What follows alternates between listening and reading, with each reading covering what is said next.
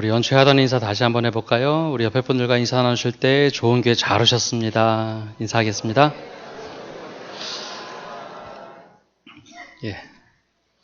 반대편에도 인사하시면 좋을 것 같은데 한 방향만 인사하셨네요. 이번 한 달간 말씀을 전하면서 성령의 열매에 대하여 제 나름대로 깊이 묵상하는 시간을 가졌습니다. 먼저 말씀을 전하기 전에 제가 이 열매를 맺어가고 있는가 늘 생각하게 됩니다. 또 기도하게 됩니다. 주님 앞에 참 부끄럽다라는 생각을 더 많이 하게 되는 말씀 준비 시간입니다. 오늘은 그 마지막으로 온유와 절제에 대하여 함께 말씀을 나누려고 합니다. 온유함이라는 단어, 온유, 따뜻할 온자에 부드러울 유자를 사용하는데요. 이것을 성경에선 히브리어로 아나하라고도 하고 헬라어로는 프라우스라고도 읽습니다. 뜻은 겸손, 가난, 곤고, 고난 여러 가지 뜻을 가지고 있는데 그 중에 하나 성경에서는 온유라라고 번역을 했습니다. 온유라는 단어를 떠올리면 먼저 이런 생각이 들지요. 저 사람 참 따뜻하고 착하다.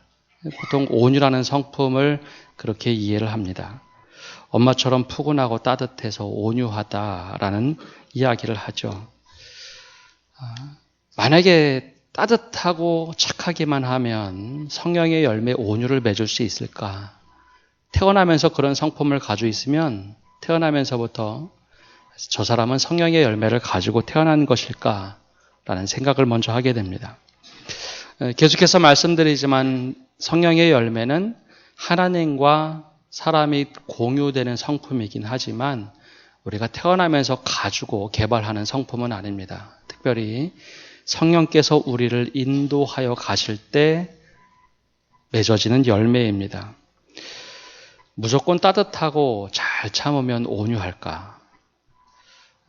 잘못된 이해의 온유함을 먼저 떠올려 보면 이런 것이죠.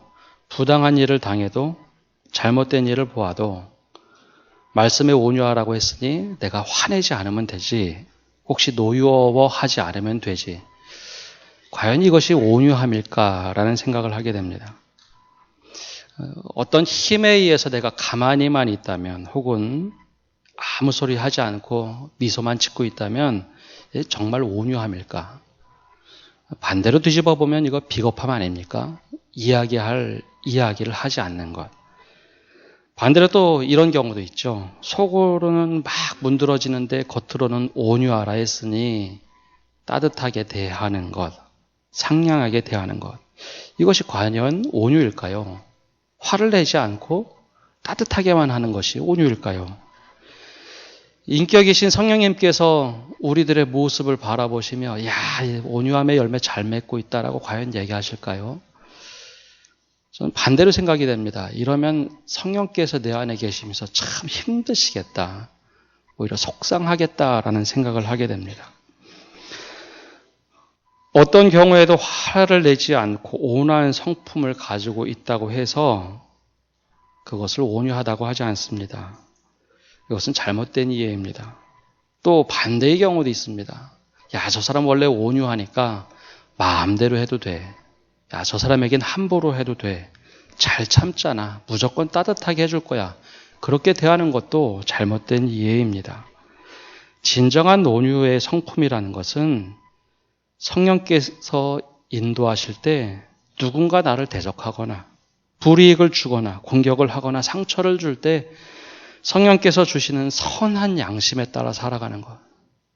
주님께서 나에게 선한 양심을 주셨으니 주님 내가 억지로 참고 하겠습니다가 아니라 주님께서 이렇게 말씀하셨으니 제가 성령에 이끌려 그렇게 한번 해보겠습니다 하는 대하는 것이 바로 온유로 만들어가는 열매입니다.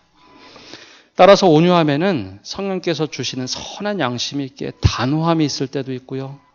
때로는 매서움도 있는 것이 온유함입니다. 마냥 착하고 따뜻한 것이 온유함이 아닙니다. 온유라는 단어 이 원어에는 배경이 있는데요. 잘 다듬어지지 않은 야생마를 길들일 때 썼던 단어가 이 온유함입니다. 라틴어 미티스에서는 말에게 재갈을 물린다라는 뜻을 가지고 있는데요. 이 단어를 온유함으로 썼습니다. 야생마의 그 거친 힘을 잘 다스려서 사람이 타고 다닐 수 있는 그런 부드러운 말로 만드는 것. 그렇다고 그 힘을 꺾어버리는 것도 아닙니다. 힘을 없애버리는 것도 아니고요. 그 거친 말과 함께 오랫동안 호흡하면서 그 말의 힘을 바꿔서 부드러움으로 바꿔내고 그 힘은 힘대로 사용하는 것. 이것을 바로 온유함이라고 했습니다. 본능을 통제하는 것이죠. 마음대로 하고 싶은 것. 그것을 통제해서 그 힘을 바르게 인도하는 것. 이것이 온유함이라고 했습니다. 그것을 성령께서 하시는 방법으로 그대로 적용해보면 성령께서 내 안에 들어오셔서 내 거친 본성, 욕망 이것들을 제어하셔서 하나님께서 쓰시기에 좋은 사람, 즉 누구에게 대해도 따뜻함으로 갈 수 있는 내 본성대로 하는 것이 아니라 하나님의 뜻대로 살아가는 것, 이것이 온유함이라는 겁니다. 즉 잘 훈련된 따뜻함, 이것이 온유입니다. 따라서 온유는 마냥 그냥 착하고 따뜻하게만 한 것이 아니라 성령께서 나를 정말 다듬고 다듬어서 누군가 대해도 괜찮은 사람이 되는 것, 이것이 온유함입니다. 성경에는 대표적으로 등장하는 인물이 있는데요. 그 사람이 바로 모세입니다. 민수기의 말씀을 보면 이 사람 모세는 온유함이 지면의 모든 사람보다 더하더라 라고 되어 있습니다. 지면에 있는 모든 사람보다 온유함을 지닌 모세. 어느 때 이야기를 갑자기 하나님께서 하셨을까? 이 말씀을 들어가 보면 민수기 12장에 이런 일이 나옵니다. 모세가 아내 십보라가 죽자 굿수 여자를 아내로 맞이했습니다. 물론 이것이 구설에 오를 만한 일이긴 했지만 갑자기 그때 이 아론과 미리암이 모세를 비난하기 시작합니다. 수많은 사람들이 보고 있는 그 상황에서 비난을 하면서 야, 너만 하나님과 독대를 하느냐? 우리도 하나님과 대화를 하는 사람인데 하면서 갑작스럽게 뜬금없는 비난을 퍼붓기 시작하죠. 근데 미리암과 아론이 어떤 사람입니까? 미리암은 모세의 누이입니다. 모세를 살리기 위해서 원래 태어난 그 아이를 2살 넘기 전에 울음이 너무 크니 이 아이 살리고 싶어서 갈대 상자를 구해서 역청을 발라서 아이를 놓고 날강가에 뛰었던 장본인이 미리암 아닙니까? 가서 계속 쳐다보면서 어디로 가나. 바로 공주의 집까지 들어가는 것을 보았던 미리암. 어찌 보면 생명의 은인입니다. 어머니 같은 사람. 아론은 또 누구입니까? 아론은 모세가 감히 바로왕 앞에 갈 수 없다고 나는 말이 오느라고 하나님 못합니다라고 막 가셔날 때 그러면 내 형 아론을 붙여줄 테니 그가 말하리라 라고 하면서 붙여준 사람이 형 아론입니다. 그러나 이 민수기 12장이 쓰여질 때만 하더라도 모세는 최고의 지도자였고 거기서 권력을 통해서 인정을 해주었던 그 측근으로 살아가던 사람이 아론과 미리암입니다. 아무리 가족이고 형이고 누이라 할지라도 그 당시 최고의 지도자는 모세였죠. 모세 앞에서 함부로 이런 얘기를 하는 것은 아니었습니다. 그럼에도 불구하고 이런 비난을 퍼붓는 그 상황에서 불같이 화를 낼 만도 한데 모세는 그 이야기를 다 듣습니다. 그리고 거기에서 이런 방구하지 않죠.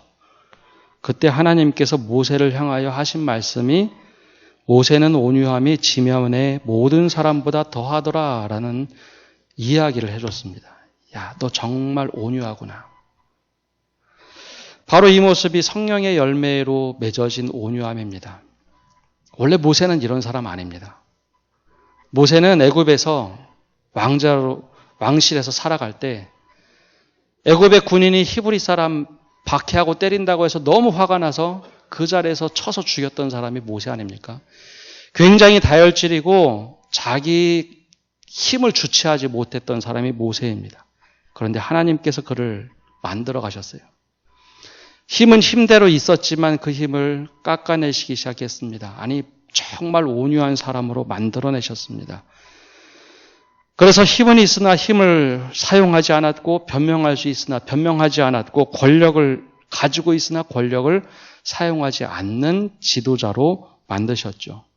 끊임없이 하나님께서는 모세를 그렇게 사람 만들어 가셨습니다. 수많은 사람들이 모세에게 질타를 하고 비난을 했어도 하나님 대신 그 비난을 다 맞아보았던 사람입니다. 이런 상황에서 분노와 화를 내는 것이 아니라 그 이야기를 듣고 하나님 앞에 가서 무릎을 꿇고 하나님께 하소연했던 사람, 그 사람이 바로 모세입니다. 온유함은 태어나면서 만들어지는 것이 아니라 성령께서 우리로 하여금 인도해 나가실 때 온유함이 맺어진다는 것이죠.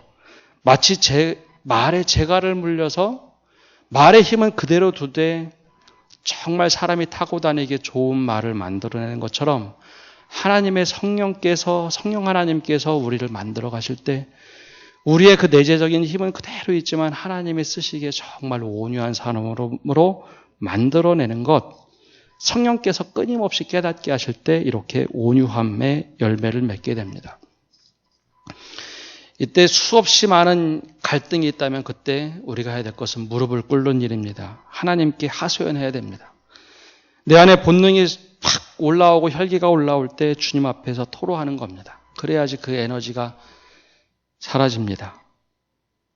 막 여러 가지 에너지가 쏟아져 들어올 때 그것을 기도와 간구의 에너지로 바꾸어서 사람들에게는 훈련된 온유함으로 드러내는 것, 이것이 바로 온유라는 성령의 열매입니다. 그 결과 어떤 일이 일어났을까요?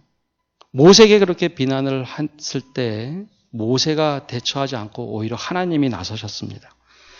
하나님께서 미리암과 아론을 불러서 아주 호되게 혼을 내셨죠. 더 나아가서 미리암에게는 심각한 중병을 주었습니다. 그때 모세가 어떤 모습으로 있었을까요? 잘 됐다? 전혀 그러지 않았습니다. 이때도 여전히 온유함으로 나갑니다. 민수기 11장의 말씀은 이런 기도를 하죠. 내 주여, 우리가 어리석은 일을 하여 죄를 지었나이다. 청하건대 그 벌을 우리에게 돌리지 마소서. 분명히 미리암과 아론이 잘못했지만 우리가 어리석은 일을 하여 죄를 범하였습니다 하면서 나갔던 것이 모세입니다. 바로 이것이 온유한 성품입니다. 그렇다면 우리가 온유한 열매를 맺기 위해서 무엇을 해야 할까요? 온유함은 끊임없는 내적인 묵상을 통해서 하나님께서 나에게 무엇을 원하십니까? 자신을 돌아보는 데서부터 온유함이 생깁니다. 내가 할 수 있는 것이 아니라 주님께서 하시기에 가능합니다. 고백하는 것이죠. 누군가 계속해서 갈등을 일으키고 힘들게 할 때, 그리고 내가 할 수 있는 것이 아무것도 없다고 생각이 될 때 하나님 앞에 무릎을 꿇는 겁니다. 그래서 바울은 오늘 읽은 말씀 24절에 이렇게 얘기하죠. 그리스도의 예수의 사람들은 육체와 함께 그 정욕과 탐심을 십자가에 못 박았느니라. 내가 육체로 할 수 있는 모든 것을 십자가에 못 박고 나는 죽고 성령이 살아가는 삶, 예수가 살아가는 삶, 이것이 온유의 성품을 맺어가는 겁니다.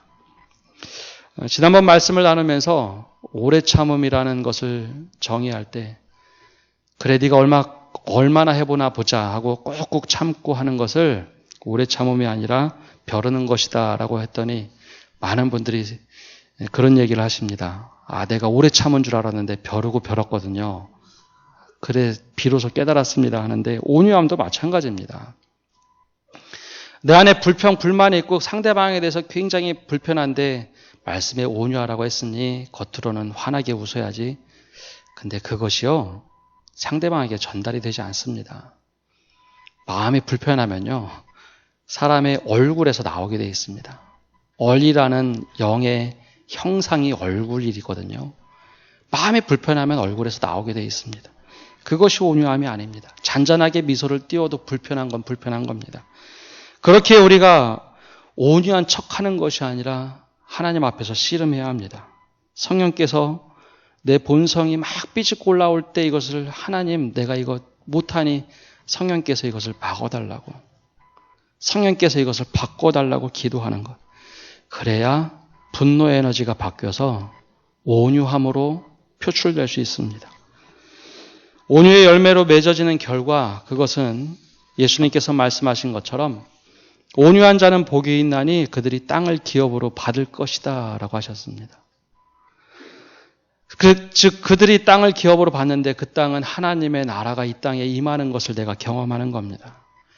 내가 아무리 힘들어도 주님께서 성령께서 내 안에 역사하셔서 온유함으로 해보니 하나님의 나라가 내가 밟는 모든 땅이 그렇게 바뀌더라는 것이죠. 거기서 하나님의 나라를 경험하고 그 기업을 받는 겁니다. 온유한 사람의 특징은 잠언에 이렇게 기록되어 있습니다. 온유한 혀는 곧 생명나무이지만 패역한 혀는 마음을 상하게 하느니라. 내가 온유함을 정말 가지고 살아간다면 내 주변에 있는 사람들이 살아납니다. 내 주변에 있는 사람들이 내 말 때문에 자꾸 힘들어하거나 상한다면 그것은 내 안에 온유함의 열매가 없는 겁니다.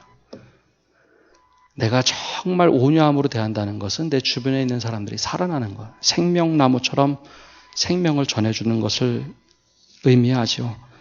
온유함은 이렇게 나 자신으로부터 시작되는 열매입니다. 누가 나에게 한다고 해서 무엇이라고 한다고 해서 대처하는 것이 아니라 내 안에서부터 나오는 겁니다.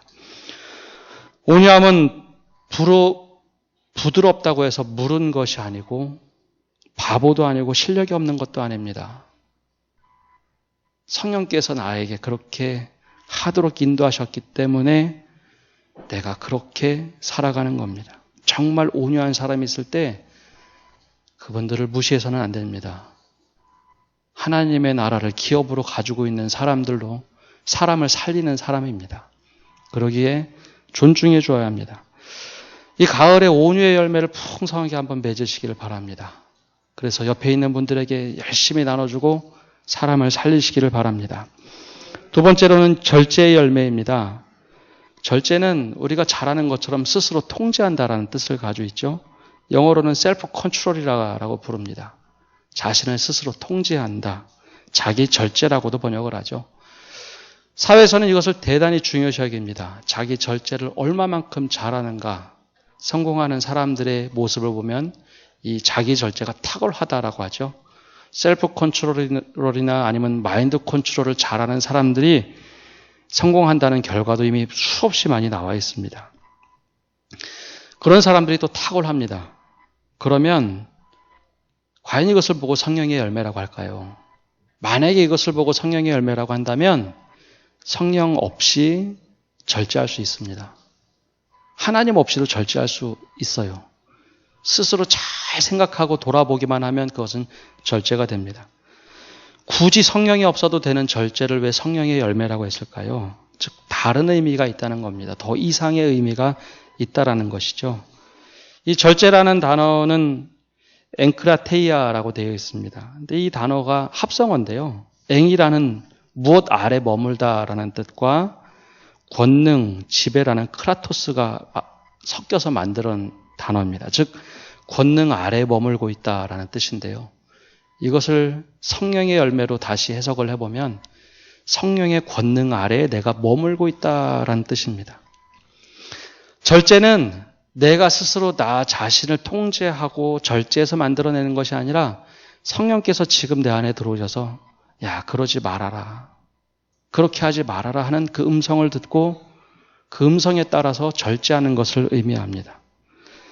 그렇기에 인격이신 성령께서 내 안에 들어오셔서 나를 이끌어 가시는 것. 이것이 바로 성령의 열매인 절제입니다. 내 감정대로, 내 욕망대로, 내 마음대로, 내 하고 싶은 대로 하는 것이 아니라 성령께서 과연 지금 무엇을 원하시는가 끊임없이 물어보면서 내 생각과 내 마음과 내 뜻이 아닌 하나님의 뜻으로 살아가는 것. 이것이 바로 절제입니다. 그러기에 우리가 필요한 것은 성령 충만함이죠. 그렇다면 이 열매를 어떻게 맺어갈 수 있을까요? 세 가지로 한번 생각해 보고자 합니다. 처음에는 감정의 절제가 필요합니다.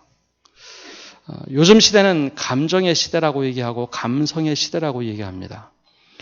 TV에서 감정에 대한 것을 얼마나 많이 이야기하는지요. 감성 시대도 얼마나 많이 이야기하는지요.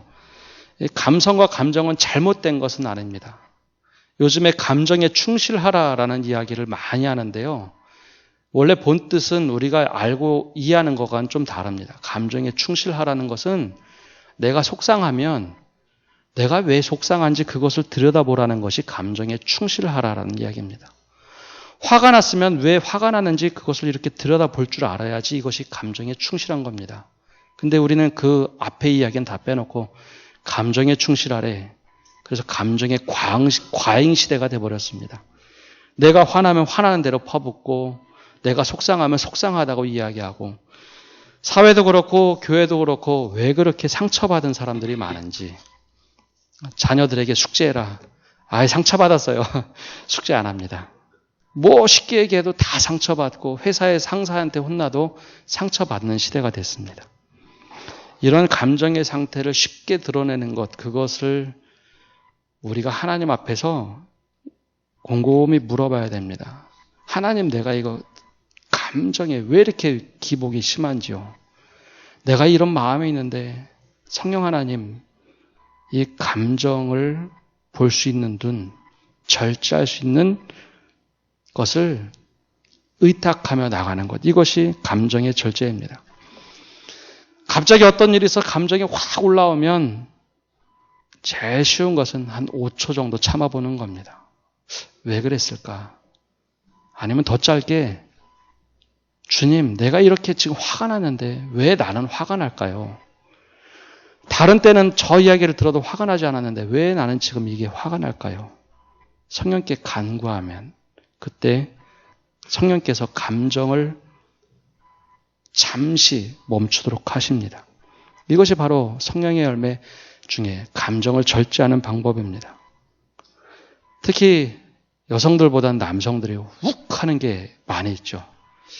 그러고 나서 후회하는 것보다 성령께서 잠시 멈추도록 기회를 주실 때 멈추는 겁니다.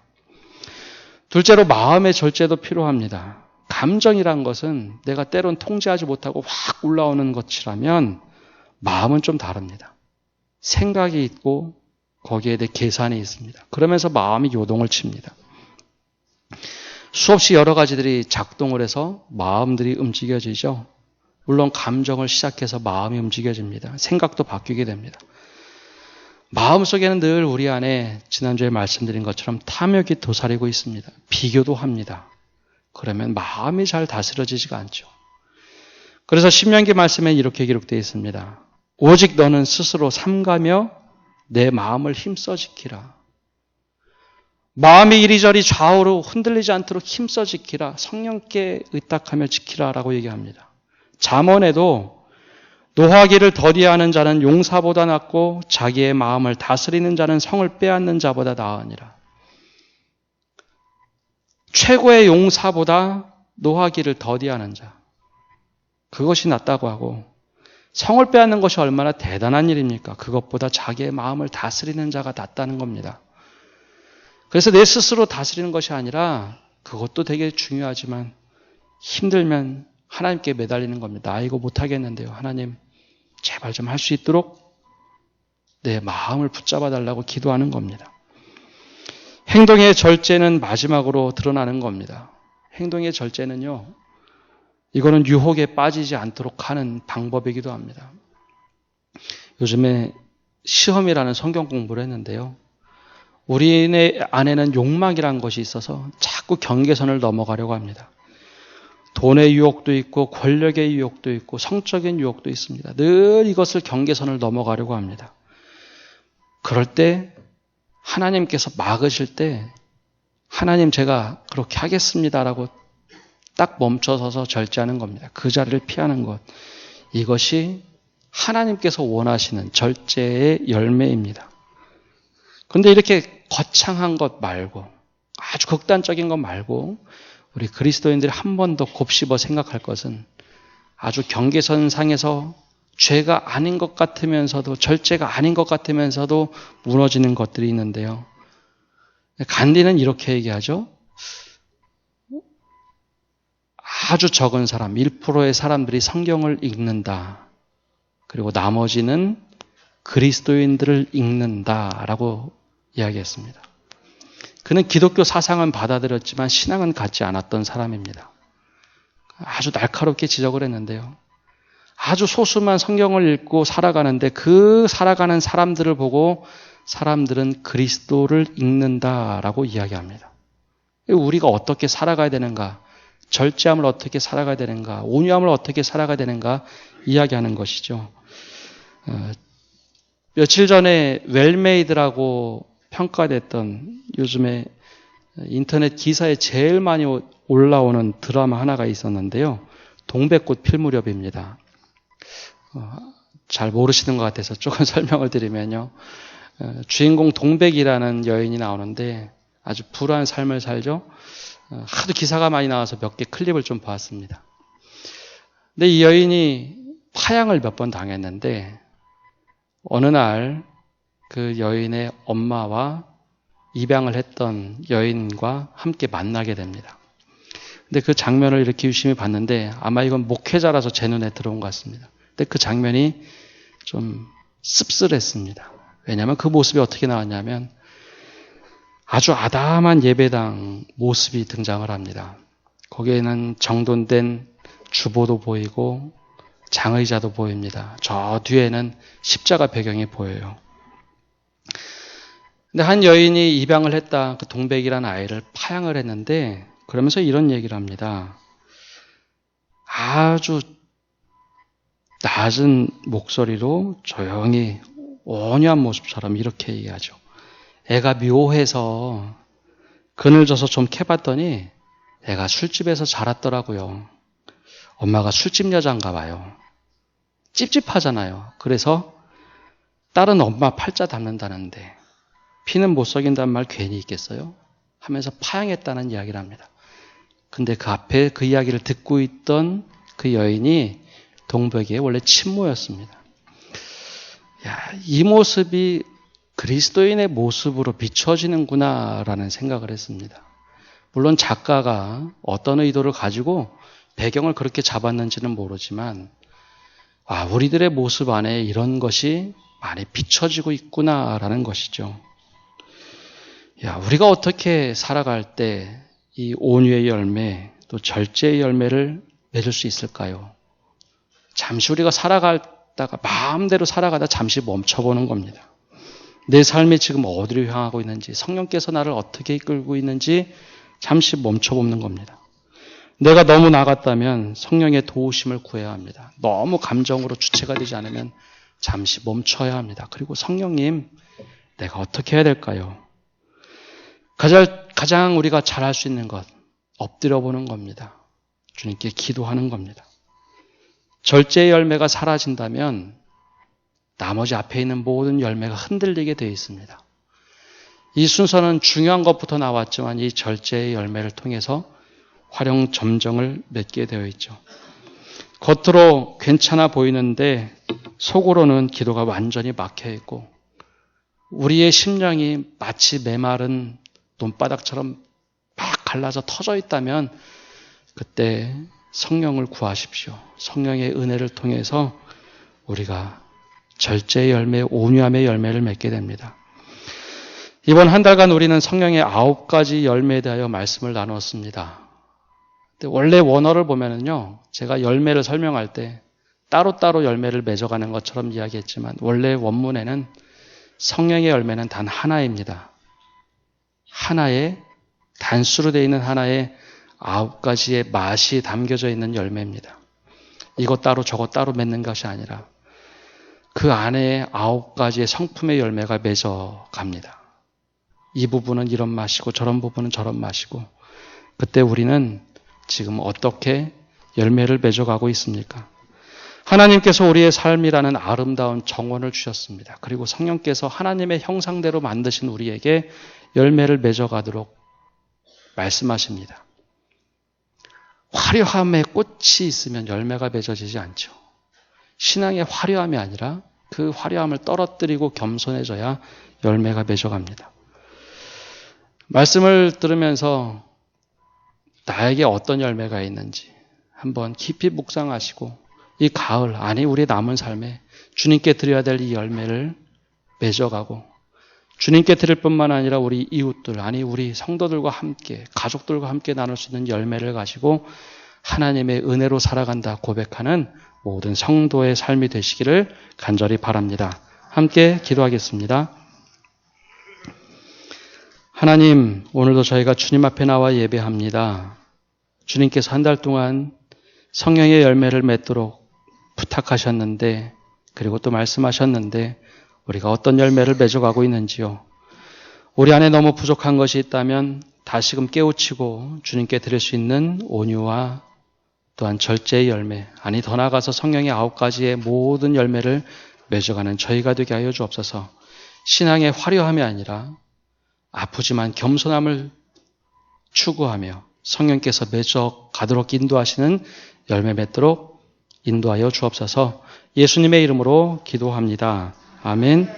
우리 찬송가 449장 찬양하겠습니다.